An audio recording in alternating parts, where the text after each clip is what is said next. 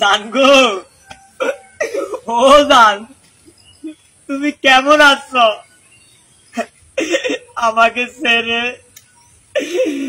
ভালো একজন মানুষ হইতে চাইছিলাম জান আমি, কিন্তু তুমি হইতে দিলা না। তাই তো লোকে বলে আমি নাকি নষ্ট। তুমি খুব ভাগ্যবতী যে আমার মতো পুরুষে তুমি হারিয়ে ফেলেছো অনেক আগে।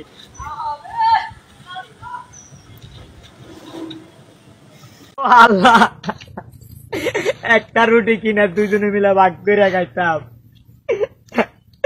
এক প্লেট ভাত কিনে দুজনে মিলে ভাগ করে খাইতাম। আজকে যে মানুষটা আমার তুইয়া চলে গেল কত দূরে, আমি কিভাবে তাকে ছাড়া থাকতে পারি?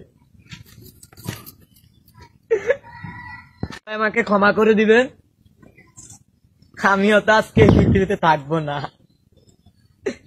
কারণ শখের নারীটাকে হারিয়ে আজ টিকতে পারে না। আচ্ছা, এর কোনো আত্মীয় স্বজন নাই, শুভাকাঙ্ক্ষী কেউ নাই? তাকে নিয়ে আপনারা একটু পাবনা নিয়ে ভর্তি করে দেন, যত টাকা লাগে আমি দিব।